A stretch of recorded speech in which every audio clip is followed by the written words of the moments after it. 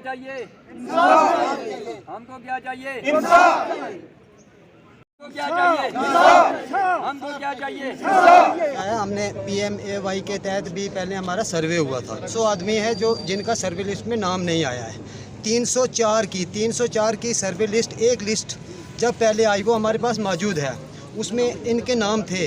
जब final list आई है उसमें सिर्फ 62 आदमी के नाम हैं। सर PMAY में उसमें भी नहीं आए, अब आवास प्लस में उसमें भी नहीं आए हैं। अब ये गरीब लोग हैं, ये देखते थे कि हम मकान बनाएंगे, सर्वे लिस्ट में आएगा, कोई कहते हैं सरपंच इसको क्या कर गया कि डिलीट करवा गया, सरपंच करवा गया, या कहते हैं कोई पेंच करवा गया, जैसे ऐसे ये चल रहा है। लेकिन हम डी साहब से ये गुजारिश करना चाहते हैं कि जो हमारी लिस्ट बनी हुई है जिसमें हमारे नाम हैं, मैक्सिमम नाम हैं, उसमें वो लिस्ट ओपन की जाए।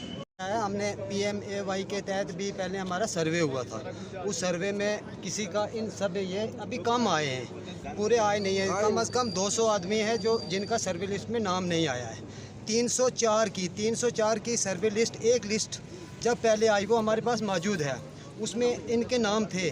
जब फाइनल लिस्ट आई है उसमें सिर्फ 62 आदमी के नाम हैं। सर PMAY में उसमें भी नहीं आए, अब आवास प्लस में उसमें भी नहीं आए हैं। अब ये गरीब लोग हैं, ये देखते थे कि हम मकान बनाएंगे, सर्वे लिस्ट में आएगा, कोई कहते हैं सरपंच इसको क्या कर गया कि डिलीट करवा गया, सरपंच करवा गया, या कहते हैं कोई पेंच करवा गया, जैसे ऐसे ये चल रहा है। लेकिन हम डी साहब से ये गुजारिश करना चाहते हैं कि जो हमारी लिस्ट बनी हुई है जिसमें हमारे नाम हैं, मैक्सिमम नाम हैं, उसमें वो लिस्ट ओपन की जाए।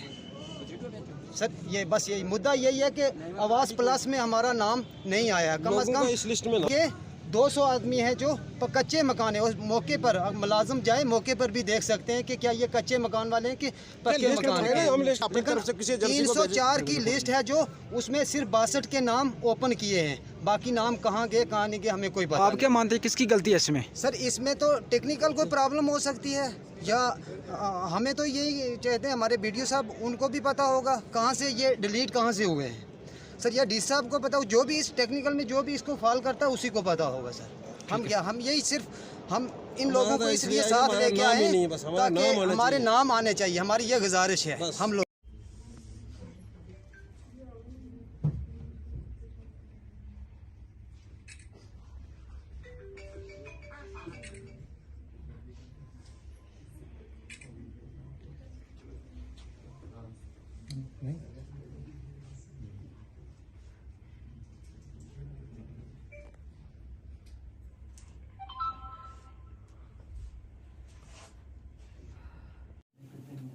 नो स्मोकिंग डे जो है वो ऑब्जर्व किया जा रहा है। जैसे हम सब लोग जानते हैं कि मार्च के 2nd वेडनेसडे को ये जो पर्टिकुलर डे है ये हम ऑब्जर्व करते हैं।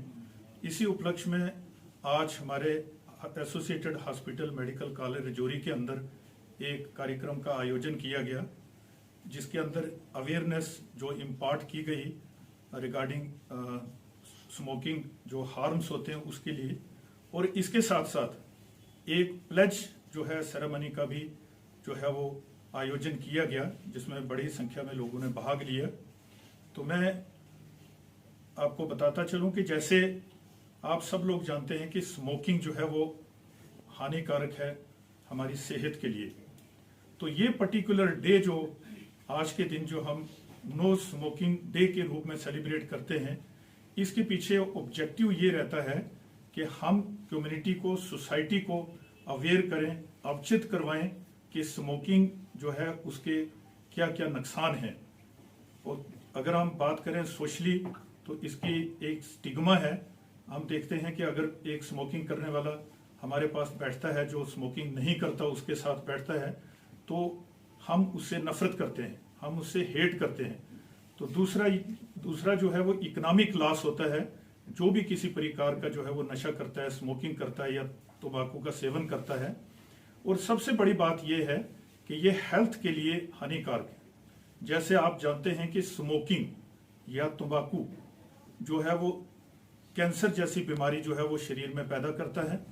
इसके साथ साथ हार्ट अटैक और ब्रेन अटैक भी इसके कारण होते हैं। और हमारी जो क्षमता है बैक्टीरिया से, कीटाणु से झगड़ने की, उसको भी कमजोर करता है। इम्यूनिटी सिस्टम जो है हमारा कमजोर होता है। जैसे हम देख रहे हैं कि आज कोरोना काल है और बहुत सारी रिसर्च इसके ऊपर हुई है, बहुत सारी जो है स्टडी हुई है। उसके बाद सामने आया है कि जो तंबाकू का सेवन करता है या स्मोकिंग करता है उस व्यक्ति को कोविड के संक्रमण की जो आशंका है वो ज्यादा बढ़ जाती है। और अगर ऐसे व्यक्ति को जो स्मोकिंग करता है उसको अगर कोविड का संक्रमण होता है तो उसमें बीमारी के गंभीर जो है वो लक्षण दिखाई देते हैं और डेथ रेट भी उसमें ज्यादा होता है। तो मैं आपके चैनल के माध्यम से मैं ये कहना चाहूंगा कि जो आज का डे है इसको हम लोगों को अवेयर करने में, जागरूक करने में जो है वो हम आज का डे जो है वो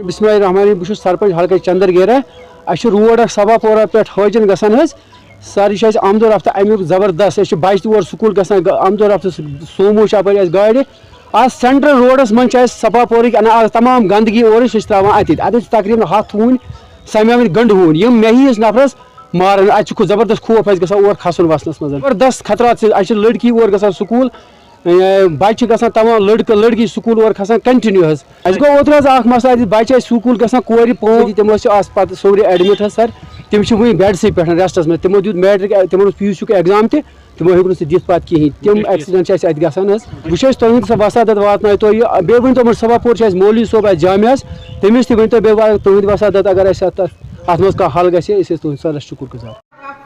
जितने भी आए हैं ऑफिसर्स मैं उनका स्वागत करती हूँ। और साथ में हमारे कहते हैं हिंदुस्तान की आन बान शान हमारे 5 और सरपंच हजरात और हमारे कुछ आज के इस ब्लॉक दिवस में हमारे जो कुछ नए ऑफिसर्स भी हैं मैं उनका भी वेलकम करती हूँ। तो जैसे आज डीसी साहब की कोई तबीयत की खराब की वजह से डीसी साहब आज इसमें नहीं आ सके तो उनका यही हुक्म है कि आज आप जो ब्लॉक दिवस है जैसे रूटीन में हम ब्लॉक दिवस लेते हैं ऐसे ही हम ब्लॉक दिवस ले लें और जिसके भी जो ग्रीवेंसेस हैं वो आप रिटर्न में या बोल के आप यहाँ पे अपना मुद्दा वो पेश कर सकते। सर हमारे सरपंच हजरात, जैसा कि आपको पता है आज सेकंड बुधवार था तो आज पे दस्तूर हमारा ये वोटेज प्रोग्राम डी साहब ने चेयर करना था लेकिन उनकी तबीयत जो ठीक नहीं है, उन्होंने कोशिश की लेकिन वो नहीं आ पाए। तो SDM मैडम को मुझे यही कहा कि जो बर्निंग इश्यूज जो सरपंच साहिबान जो पब्लिक रैप आएंगे वो हमें लिख के भेज दो। तो मेरी गुजारिश रहेगी आपसे कि आप बारी बारी जो आपने जो बर्निंग इश्यूज हैं सिर्फ इशू पे ही बात करें ताकि वो इशू नोट किए जाएँ। SO साहब बैठे वो नोट कर लेंगे तो हम DD साहब को कुछ भेज देंगे। जितने भी हमारे तहसील के ऑफिसर्स साहिबान हैं, डिस्ट्रिक्ट के जितने अफसर आए हैं, हमारे PRS के जितने नुमाइंदे हैं, हमारे सरपंच और जितने यूथ के लोग हैं, सबको अस्सलाम वालेकुम। फायर हो गए क्योंकि काम नहीं हुआ और जो हुए वो बिल्कुल ऐसी क्वालिटी के हुए कि जो काम ना के बराबर है। हमारी ये गुजारिश है कि अगर हमें आपने ये इख्तियार दिया कि आप ग्राम सभा में पंचायत का प्लान जो है वो मुरतब करें, हमने एरिया की जरूरत को देखते हुए हमने या तो पंचायत विभिन्न पंचायत जो है वो 10 लाख के अंदर जो टेंडर हैं वो हमारे ठेकेदारों को अलो किया जाए कि बाहर के ठेकेदार उसमें ना इंटरफेयर करें। अगर वो नहीं है तो फिर हम बाई पार्ट काम जो है 3 लाख के अंदर रखेंगे। जैसा कि हमारे देखिए ये हर महीने में हर बुधवार को जो है ये एक पब्लिक वोटेज प्रोग्राम ये होता है। तो आज भी उसी सिलसिले में आज सुनकोट डाकघरों में जो था चेयरमैनशिप ऑफ SDM सुनकोट हमारा ये आज का पब्लिक वोटेज प्रोग्राम या ब्लॉक दिवस जो है ये चला। इसमें डिफरेंट सरपंच साहिबान ने पंच साहिबान ने और पब्लिक जो उन्होंने हिस्सा लिया, जिसमें तहसील के और सेक्टर सारे अफसरान जो थे वो मौजूद थे। अलग अलग सरपंच और पंच हजरात ने और सिविल में जो थे वो पब्लिक के बड़े अच्छे इशू उठाए, उनको इंग्लिश भी किया गया और उनके यहाँ जो कंसर्निंग ऑफिसर उन्होंने जवाब भी दिया। कुछ टाइम लाइन्स फिक्स की कब से कब तक हो सकते हैं, और कुछ ऐसे इशू थे जो डी साहब को पर्टेन करते हैं, उसकी वो लिस्ट बना के बदरिया एम साहब जो वो डी साहब को बताए जाएंगे। तो बड़ा अच्छा रहा, बड़े अच्छे और इम्पॉर्टेंट इशू उठाए गए, स्कूलों के इशू उठाए गए कि काफ़ी अर्सा के बाद जो स्कूल खुले हैं तो थोड़ा सा इसकी तरफ जो गौर फिक्र तवज्जो दिलाई गई जो है वो एडमिनिस्ट्रेशन की बिलखुसूस तवज्जो दिलाई गई। हमारे अलग सरपंच साहब थे उन्होंने दिलाई। कुछ रोड्स के इशू थे वो उठाए गए, पानी बिजली के इशू उठाए गए। कुछ तो ऑन स्पॉट जो थे हमारे जो कंसर्न अफसर ने श्योर किया और कुछ के लिए कुछ टाइम जो कर रहे सर अगर हिल का की जो रोड है उसका इशू एक वहाँ के हमारे मुड़ा के एक आदमी उठाया था सरपंच साहब ने, तो उसमें एसडीएम मैडम ने ये उनको कहा है कि जो कंसर्न AWA है उसकी एक फैक्चुअल रिपोर्ट बना के भेजेगा कि अगर वो डिले हुआ तो क्यों हुआ, जो वहाँ पे काम हुआ है उसकी क्वालिटी क्या वो पैरामीटर्स में जो है वो फिट बैठा है कि नहीं बैठा, और आइंदा के लिए लायबल क्या है। जब रिपोर्ट आ जाएगी वापस आ मड़ा हाई स्कूल में एक टीचर और हाई स्कूल इसमें कैसे बात भी मड़ा हाई स्कूल की बात हुई और मड़ा हाई स्कूल की बात भी पूरी सरपंच साहब ने की। उसके लिए भी जो है एसडीएम मैडम ने आकाम जारी किए हैं ZDO जो हमारे मुखिया हैं उनको कि वो आप वहाँ पे स्टूडेंट्स के साथ उनका रेशियो मिला के कम से कम एक प्रीलिमिनरी रिपोर्ट भेजें ताकि वो सीओ साहब के साथ टेकअप होकर उनका स्टाफ की कमी पूरी की जा सके। इनके आज इशू उठाए गए काफ़ी जगह से जो है वो ये तो खसूसी तौर पर ये इशू वहाँ पर रेज नहीं हुआ, लेकिन जो हमारे डॉक्टर खाल जी हैं यहाँ वेटनरी के इंचार्ज ने कहा कि हमारे पास कुछ मेडिसिन की शॉर्टेज थी, 1 हफ्ते का उन्होंने टाइम लिया, 1 हफ्ते के बाद उसके डिटेल आपके साथ किया था। Thank you.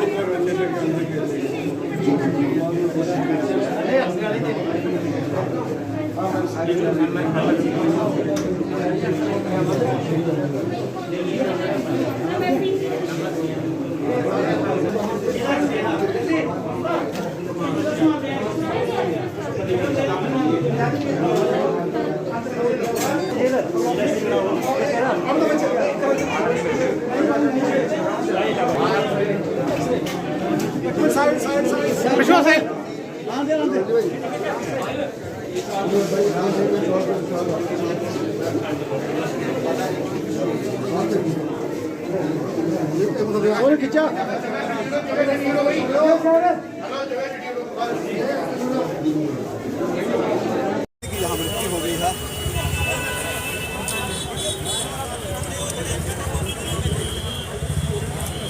Police SSP Udhampur मौके पर पहुंचे हैं। जिस साफ तस्वीर देख रहे हैं आप किस तरह से यहाँ पे धमाका हो, उसके बाद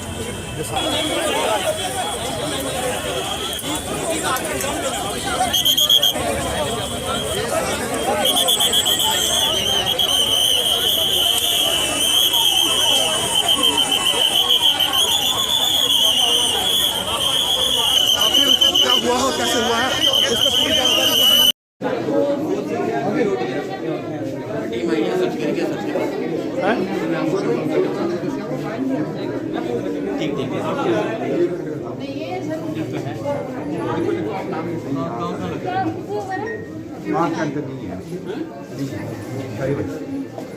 Sano?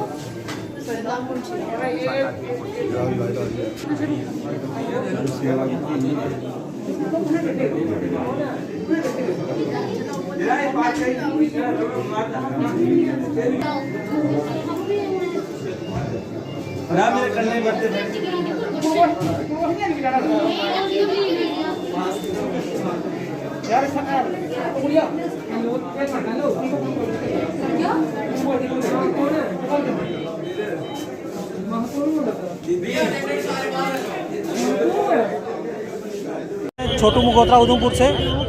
अभी हम जहाँ से निकल रहे थे तो बहुत जोर की आवाज़ आई एक ब्लास्ट की। तो जैसे हमने स्कूटी साइड पर लगाई और देखा कि जहाँ पे काफ़ी बड़ा ब्लास्ट हुआ। आप देख सकते हो कि कैसे ग्रिल और जहाँ पे रेडी लगी थी फ्रूट की और उनको भी लगी है, काफ़ी इंजर हुए हैं, उनको अस्पताल लेके गए हैं। तो अभी 10 मिनट पहले ही जैसा हुआ हम यहीं थे, पास में ही थे, तो देखा तो काफ़ी जहाँ पे नुकसान हुआ है। रेडी पूरी फट गई है और ग्रिल भी पूरी टूट गई है, आप देख सकते हो। कितने लोग घायल हुए हैं? 2-3 लोग कह रहे हैं कि इंजर हुए हैं, जिनको हॉस्पिटल लेके गया है।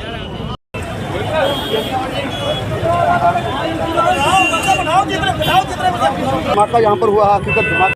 मैं डीसी ऑफिस आ रहा था तो मुझे आवाज़ सुनाई दी, तो इमीडिएटली हम जो है यहाँ पे मौके पे आ गए। और यहाँ पे जो वेजिटेबल की एक रेडी थी उसमें क्रेट्स थे और ऐसा लगता है कि जैसे क्रेट के अंदर ब्लास्ट हुआ है। अभी इन्वेस्टिगेशन जो है इनिशियल स्टेज पे है। जो कुछ लोग इंजर्ड हैं उनको हॉस्पिटल शिफ्ट किया है। तो जैसे जैसे इन्वेस्टिगेशन आगे बढ़ेगी आगे हम बताएंगे आपको। सर प्रॉपर जगह कौन सी है यहाँ पे ये ब्लास्ट हुआ है और कितने घायल है इस वक्त लोग? ये जो जगह है इसका नाम है सलातिया चौक और वेजिटेबल की रेडी पे जो ब्लास्ट हुआ है और कुछ लोग इसमें इंजर्ड हैं, उनको हमने हॉस्पिटल में शिफ्ट किया है। पुलिस की रिपोर्ट क्या कहती है, क्या लगता है क्या हो सकता है?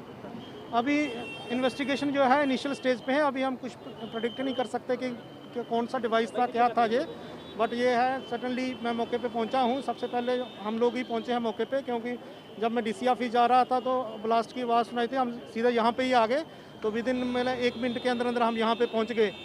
तो अभी इन्वेस्टिगेशन चल रही है, जैसे जैसे आगे इन्वेस्टिगेशन। कितने लोग इसकी जो है चपेट में आए हैं? जो इंजर्ड हैं उनको हमने हॉस्पिटल शिफ्ट किया है।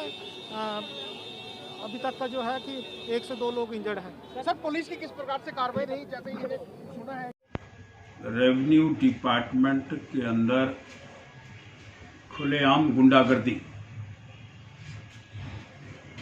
मेरा फर्द में मलकाना हक किसी और के नाम चढ़ा दिया गया और किन लोगों ने चढ़ाया वो आपके सम्मुख सारी बातें प्रस्तुत करने का प्रयास करना चाहता हूँ। बिल्कुल अनार्की छाई हुई है। खड्डों को लाट कर दिया गया, पहाड़ों को लाट कर दिया गया, पूरी टोपोग्राफी को बदलने का प्रयास किया गया और उसके अंदर दोषी लोगों ने, बड़ा खुला तथ्य है, और उस खुले तथ्य को लेकर के आज जिन लोगों ने उस रिकॉर्ड को गुम कर दिया, जिन लोगों ने वहाँ की ज़मीनों को विषय के अंदर फिजिकल तथ्य क्या थे, उन सब तथ्यों को बाहर निकालने का प्रयास करा है। और जब वो रिकॉर्ड उन लोगों से बरामद हुआ, जब वो रिकॉर्ड उनसे प्राप्त हुआ, फिर उसके बाद में आगे क्या हुआ ये भी बातें आपके सामने सन्मुख हैं। कुछ तथ्य आपके सामने उजागर करूंगा, लेकिन आज की बाद की जो प्रेस कॉन्फ्रेंस होगी उसमें फर्द दिखाऊंगा। एक व्यक्ति के 2 फर्द, एक ही जमीन के 2 फर्द कभी संभव है? किन लोगों ने काटे? मैं प्रश्न करना चाहता हूं। और खास करके जो हमारी पटवार एसोसिएशन है उनसे भी कहना चाहता हूं, ऐसे कौन लोग हैं? क्या दृष्टिकोण है जम्मू क्षेत्र के अंदर उन लोगों का?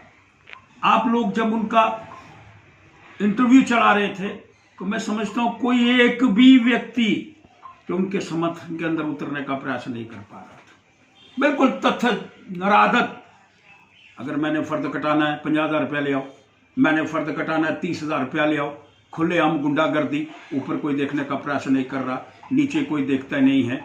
और आपके माध्यम से मुझे ये भी जानकारी प्राप्त हुई कि हम लोगों ने इस सारे विषय पर कुछ रिटायर्ड व्यक्तियों को लगाया है।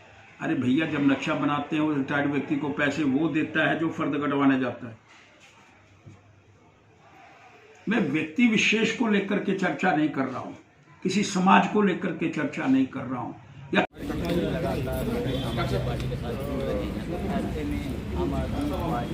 ऋषिदत्त शर्मा जी।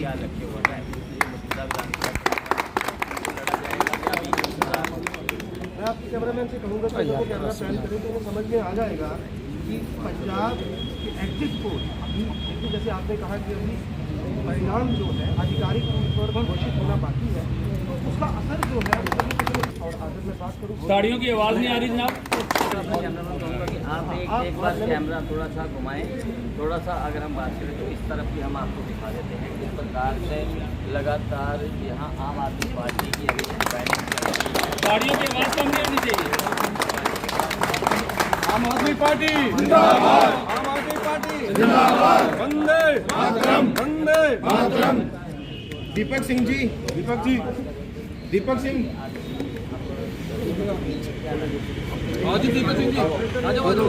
किया है और आप आने वाले दिनों में बड़े स्तर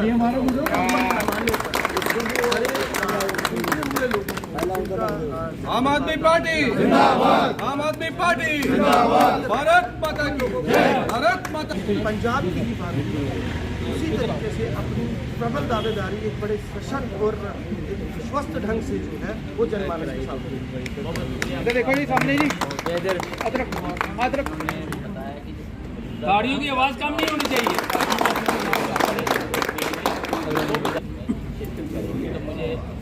आम आदमी पार्टी जिंदाबाद, आम आदमी पार्टी जिंदाबाद, भारत माता की जय, भारत माता की जय, आम आदमी जिंदाबाद। बंसीलाल जी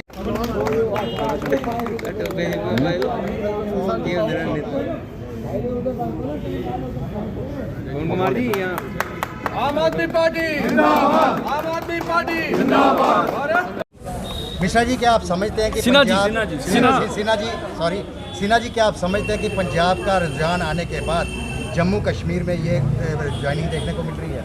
नहीं, ऐसा कुछ भी नहीं है। ये लोगों में पार्टी के प्रति अवेयरनेस पहले से रहा है और हमारे संसार जी रेगुलर बेसिस पे निचले स्तर पे पार्टी का काम कर रहे हैं और इनका जो जनसंपर्क है वो बहुत ही अच्छा है और इसी का ये देखने को मिल रहा है, इसी के निस्बत। आने वाले दिनों में जम्मू कश्मीर में और इस तरह के प्रोग्राम होंगे?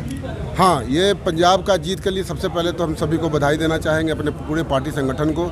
जिन लोगों ने जम्मू से पंजाब में जाकर के काम किया उसके लिए भी बहुत बहुत बधाइयाँ सबको। हमारी संगठन पंजाब में भी काम किया, गोवा में भी काम किया, इस कारण से ये परिणाम देखने को आज मिल रहा है।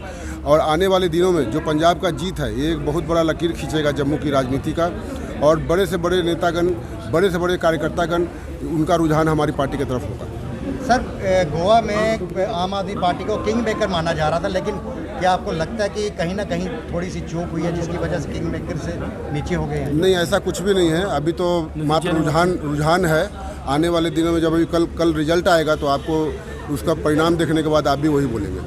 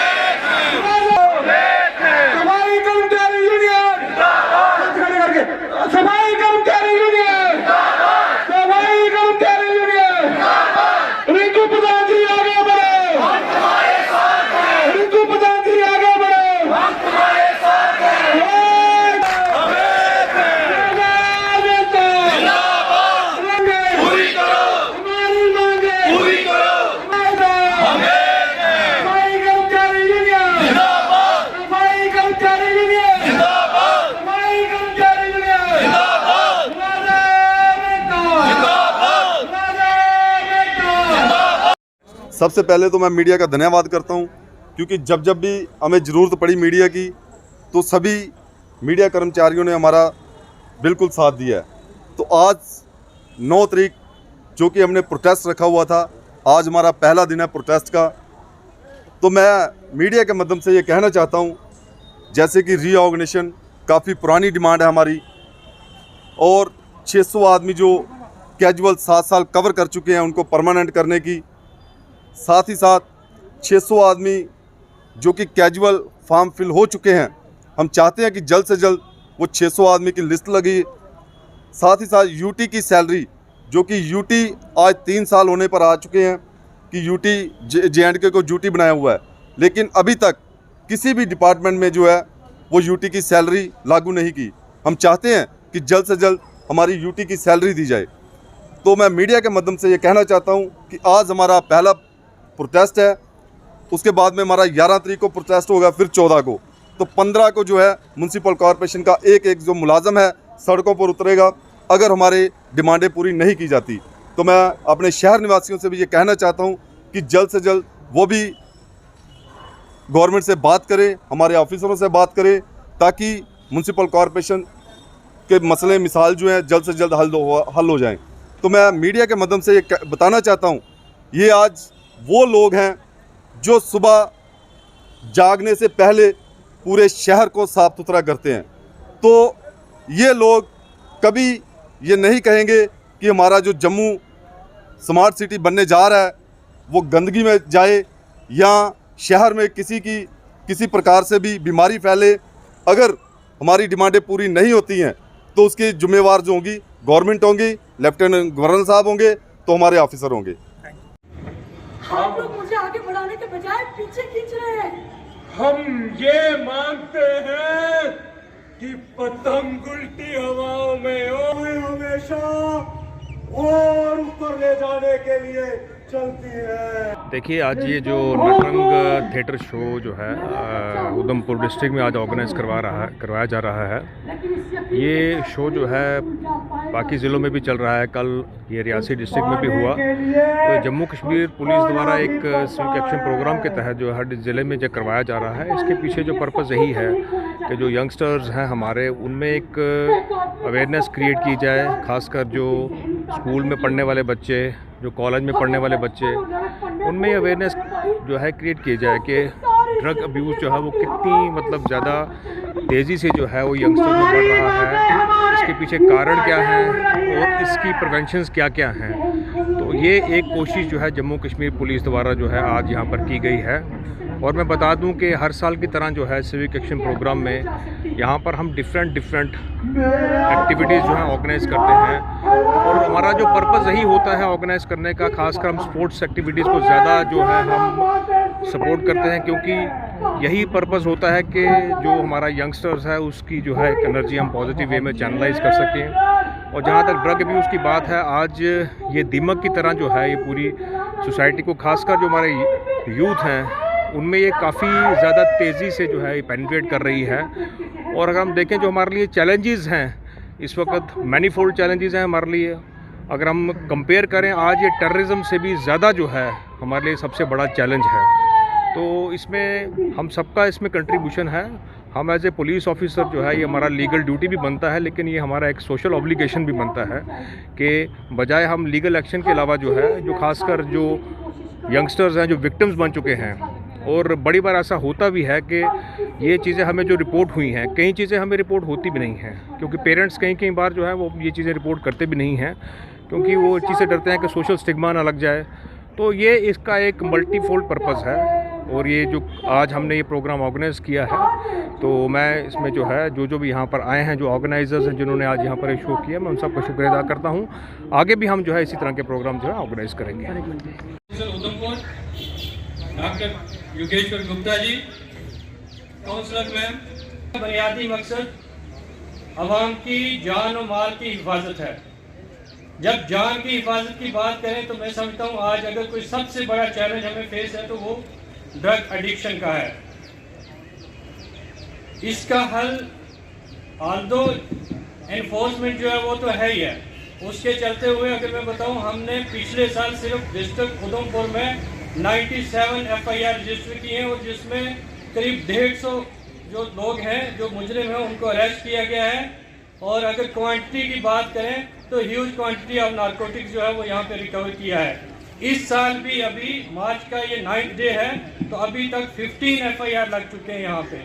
इससे आप अंदाज़ा कर सकते हैं कि ये कितना बड़ा एक मसला हमारे सामने खड़ा होकर आ गया है। मैं डिस्ट्रिक्ट पुलिस उधमपुर की तरफ से आप सबका इस कार्यक्रम में खैर मकदम करता हूँ, जी आयन कहता हूँ और अब मैं हैंड ओवर करता हूँ। सबसे यही इल्तिजा है कि आप इससे महसूस भी हूँ, इसको एंजॉय भी करें, लेकिन इसके अंदर जो लेसन है उसको प्लीज़ उसको ऑब्जर्व दूसरे से तीसरे में चली जाए। तो मैं आपका ज़्यादा वक्त ना लेते हुए इनसे रिक्वेस्ट करूँगा आर्टिस्ट से।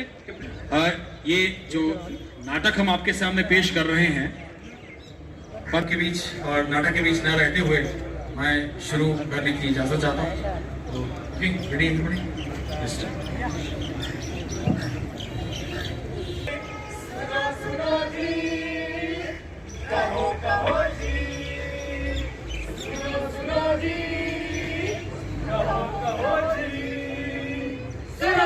अरे सुना आप लोगों ने आज का इंसान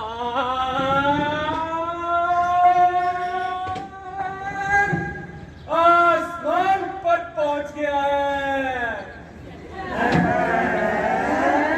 अरे आसमान क्या, इसने तो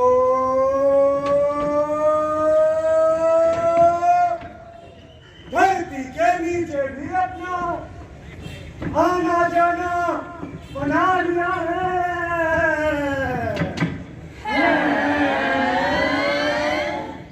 अरे सुना आप लोगों ने क्या?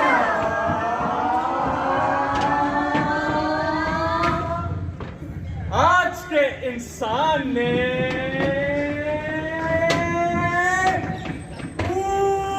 दुनिया को अपनी मुट्ठी में बंद कर रखा है। अरे सुना आप लोगों ने क्या?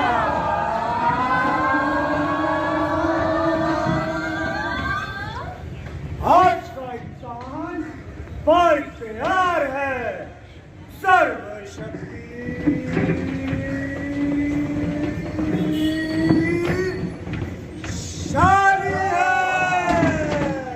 खुदा को भी हैरान कर दिया है।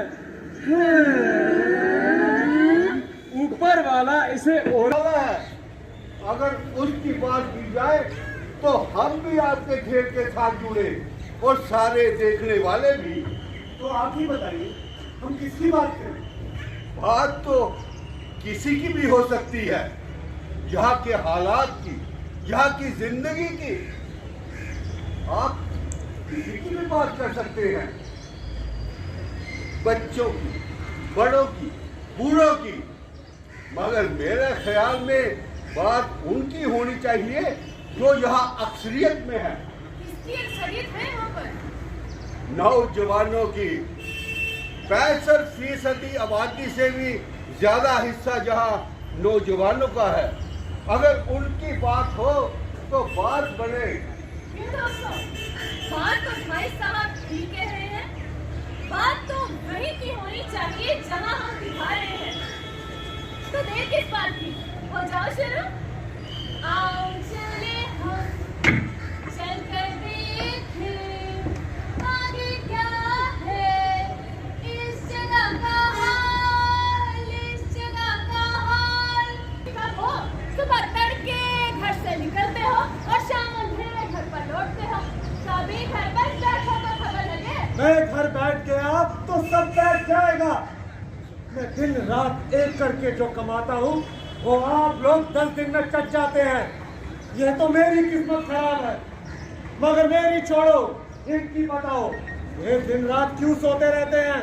वो एक तो रात भर जागता है इसीलिए सोया है, और दूसरा तो हरदम सोया ही रहता है, दिन हो या रात। पहले इसकी बताओ ये रात भर जाग कर करता क्या है?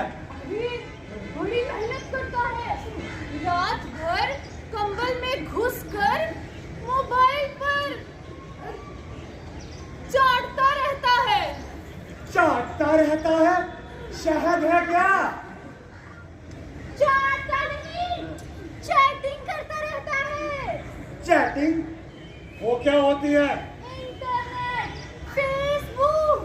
बुक माने किताब। अच्छी बात है, जरूरी किताब होगी इम्तिहान के लिए। इसका इम्तिहान से कोई लेना देना नहीं है। ये छोटू सारा दिन या तो मोबाइल पर बातें करता रहता है या तो चैटिंग करता रहता है। एक तो ये मोबाइल, इसने सब बर्बाद कर दिया है, और ये दूसरा, ये क्यों दिन रात सोता रहता है? कहता है सिर दर्द रहता है, थोड़ी दवाई लेता हूँ, ऐसी दवाई लेता है कि सोया ही रहता है। ये दवाई ववाई कुछ नहीं है, ये तो कुछ और ही है। कल ये छोटू दूसरे से कह रहा था दूसरी दुनिया की सैर करनी है, बस एक बार रुक, जमीन आसमान हो जाती है और आसमान जमीन हो जाता है। ये क्या कह रही हो? कहीं ये नशा तो नहीं कर रहा? कैसी औरत है तू, दिन रात इनके सर पर रहती है, रोक नहीं सकती है। अरे दिन भर ये घर में होते ही करते, सारा दिन दोस्तों के साथ हमारे गलती करते रहते हैं, और फिर मैं तो इनको कुछ कह नहीं सकती। मैं कहीं की कहीं पहुंच गए और आप यहाँ मर रहे हैं। अरे कौन सी दुनिया, हमने तो सबको अपने साथ यही देखा। देखा? अरे शर्म भी नहीं आती? आपकी उम्र में मैं घर का सारा काम करता था, अरे अब तक तो मैंने कमाना भी शुरू कर दिया था। तो बड़ा कमा लिया आपने। क्या कमाया था? अपने साथ शबीर फूफा को ही देख लो, फ्लैट दुबई में है, और बच्चे यूके में पढ़ रहे हैं। अरे उन्होंने मक्कारी की और पहुंच गए वहां, मगर मेरा खुदा गवाह है, कभी चोरी नहीं की। दिन रात एक करके आपको सब सुख दिए, खान सुख दिए। पिछले 2 साल से एक बाइक मांग रहा हूँ, वो तो दे नहीं पाए। अरे अभी तो सोना का भी नहीं हुआ है, बाइक का क्या करेगा? इस उम्र में बाइक चलाना गैर कानूनी है। हाँ तो मैं तो 18 का हूँ, मुझे ही नहीं मिलती बाइक। और फिर कौन देख रहा है यहाँ 16-18, यहाँ 14-14 साल के यूं फुर करके बाइक उड़ा रहे हैं। ये बड़े कानून सिखाता है। तीखों के जुबान बाहर निकल रही है। अरे हम तो अब्बा के सामने मुंह तक नहीं खोल पाते थे, यूं गर्दन नीचे रहती थी। बिल्कुल ठीक कह रहे हैं आप। आपकी गर्दन कभी सीधी देखी भी नहीं, सबके सामने यूं झुके फिरते हैं। और रहा सवाल जुबान का, वो तो आज भी किसी के सामने नहीं खुलती। पिछले 2 साल से कह रहा हूँ, मुझसे नहीं होता है इम्तिहान पास, कुछ पैसे निकलवाओ, पास करवाने वाले को देने हैं, पर नहीं। चलो पैसे ना सही तो कम से कम किसी से सिफारिश ही कर दो। पर आपकी जुबान अब्बा के सामने बंद हुई थी, आज तक नहीं खुली, तो क्या जुबान खोलूं? यही कि मेरा बेटा पढ़ना नहीं चाहता, और बिना पढ़ाई के उसे पैसे देकर या सिफारिश से पास करो। अरे कितनी बड़ी जलालत है, बिना पढ़ाई के पैसे देकर या सिफारिश से पास होना। वो कौमें कभी तरक्की नहीं करती जो ऐसे रास्ते इख्तियार करती है। कितने बेकार घूम रहे हैं, बात बेकारी की नहीं है बेटा। हम अवेयर करने के लिए, ये तो एक मतलब नशे वाली बात है, ड्रग्स की बात है, इसके अलावा भी हम और भी मतलब जितनी अवेयरनेस प्रोग्राम्स हैं हमारी, ये एक कोशिश रहती है कि हम वो जो मतलब कोई भी अवेयर करने वाली चीज़ें हैं हम उनके ऊपर नाटक बनाएं और आम जनता तक उसको पहुंचाएं। ये हम ड्रग्स को लेकर के, अल्कोहलिज्म को लेकर के, कम्युनल हार्मोनी को लेकर के हमने ये एक नाटक तैयार किया है। मैं समझता हूँ कि इसके ऊपर बहुत बढ़िया तरीके से हमने काम किया है। स्क्रिप्ट जो है एक सशक्त स्क्रिप्ट है ये, जिसके ऊपर हमने काम किया है। और इस तरह की जो परफॉर्मेंसेस है वो मेरे ख्याल से जो है, ये तो हम डिस्ट्रिक्ट उधमपुर में, उधमपुर सिटी में कर रहे हैं, ये ग्रास रूट लेवल के ऊपर विलेजेस तक में होनी चाहिए ताकि लोगों में कुछ अवेयरनेस जागे। और मेरी भी कोशिश रहेगी कि मैं इसके अंदर और चीज़ें इनकॉर्पोरेट करूं बाकी लोगों से मिल करके, जैसे कि ड्रग एडिक्शन सेंटर्स हैं उनके साथ मिल करके, तो मैं उनके साथ ये और चीज़ें इसमें डालूं ताकि इसको और पावरफुल बनाया जा सके, ताकि जो हमारा समाज है जो एक तरह से बिखरा हुआ है, ड्रग्स को लेकर के इतनी सारी प्रॉब्लम्स हैं, इतने सारे केसेस आते हैं, उनसे निजात मिल सके।